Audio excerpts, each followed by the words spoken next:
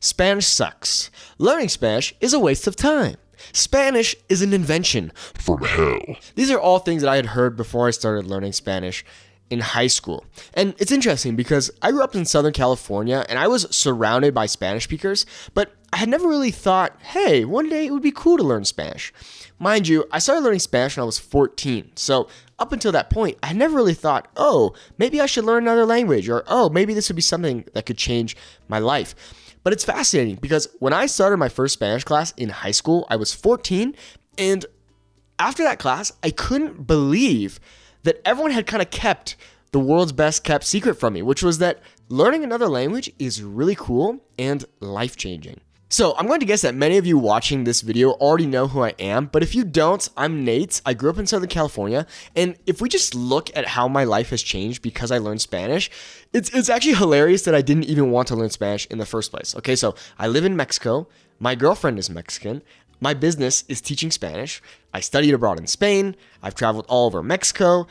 Like, my life has changed so much just by learning this one language. And I think this is really sad and unfortunate for many of us who come from the United States, because when we look at a continent like Europe, many Europeans speak at least two languages. And the reason is because from a young age, they're encouraged to learn at least English, for example, along with their mother tongue.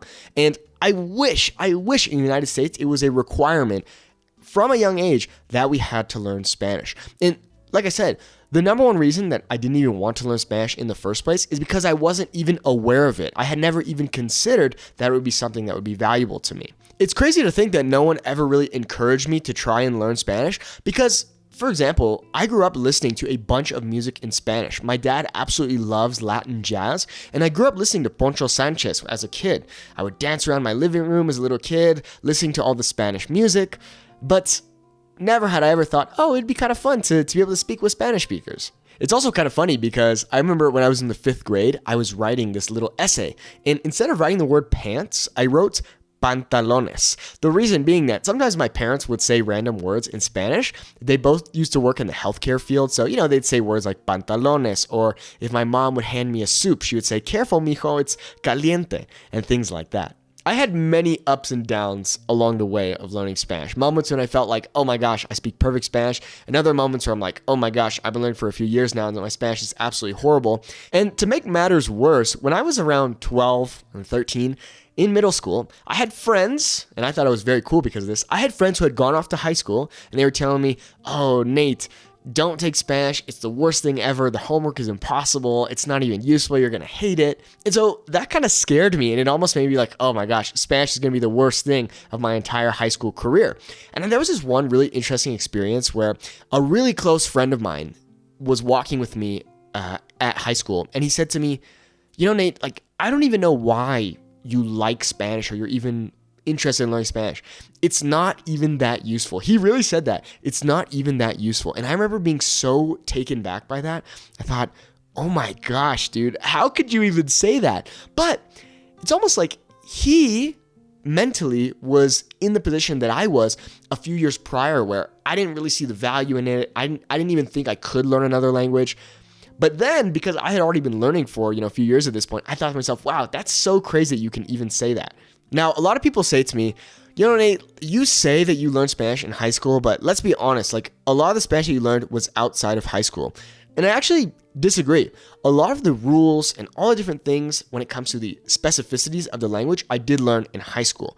And I think a big reason that most of us don't learn a language in high school is because oftentimes we just don't really care, or we're not engaged by the teachers that we have. But personally, I like the teachers that I had, and not only that, I just thought the language was interesting, and that innate curiosity forced me to say, okay, I need to know why we say that. So I learned about the imperfecto, pretérito, pluscuamperfecto, all these different tenses, all the different conjugations, all the different sentence structure I learned in high school. But don't get me wrong, I was doing a lot of speaking outside of the classroom, which of course helped me a lot.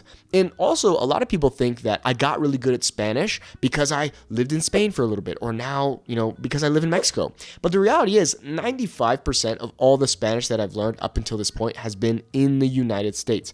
Don't get me wrong, I've almost lived in Mexico for 2 years now, and my Spanish has improved massively since then. But the thing that helped my Spanish the most was speaking. So if you're not currently speaking, I highly, highly recommend that you speak as much as you can. I have a cool community that you can check out, my website, SpanishNate.com, where you can learn how to gain confidence and have people to speak with. But that is going to have the biggest impact on your Spanish. Speaking as much as you can. All of this kind of, for the first 13, 14 years of my life, I'm thinking, okay, whatever, Spanish is around me, it's cool, but like, who am I to like learn the language? I don't even think it's gonna be valuable, and it's gonna suck, and I'm gonna hate it. So I would like to say thank you so much to Maestra Lance, because she totally changed my life. She was my very first Spanish teacher, and after my first class with her, I was really excited. I thought, this is actually kind of fun and cool, and it's hard to figure out, and I am just innately a curious person, and so I had this interesting kind of quirk, which was I would get really frustrated when I couldn't understand something or I couldn't say something that I wanted to.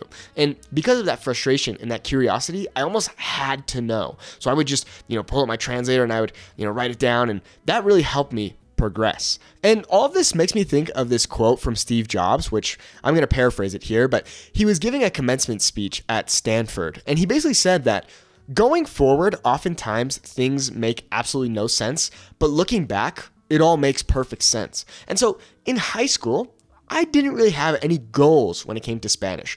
I just kind of took a liking to it, and I figured I'm going to have to do this for a few years. I might as well try. So I kept at it. And now, at the time looking forward, like, okay, well, I don't really know how I'm going to use this. Maybe in the future I could become a translator. I could use this somehow. But now looking back, it's like, wow, I don't even know what my life would look like if I hadn't learned Spanish. And there were many really important moments throughout my Spanish learning career. And I like to think that I'm still learning Spanish and I can still improve. But, amazing people. My best friend Luis, who I now have a podcast with. My friend David, Aaron, and all the incredible people that helped me along the way. I think that if it weren't for them, I wouldn't be here teaching you Spanish or hablando contigo en español. And also all the YouTubers that teach Spanish or other languages. Q Paul, I really appreciate your friendship and being able to talk with you. Xiaoma, How to Spanish Podcast, Connor from Breaking Spanish. So many cool people have helped me. Ford Corbin, Destin Luke. Cool people that I've met along the way that have inspired me to keep going with my Spanish and keep helping you learn one of the most beautiful languages in the world. So anyways, I hope this video hasn't been too much blabbering, but like I said, the number one reason that I never really wanted to even learn Spanish in the first place is because no one had ever really told me how cool learning another language is and how impactful learning Spanish would be on my life. So if you're learning Spanish, if you're struggling to be motivated or you're feeling lost in the learning process, all I can say is trust the process, show up every day, speak a lot, and have a great time. Muchas gracias por ver este video, espero que hayas aprendido algo nuevo. Si necesitas mi ayuda con tu español, puedes enviarme un correo a SpanishWithNate@gmail.com. Siempre estoy aquí para ayudarte. Muchas gracias y que tengas muy buen día. Hasta luego.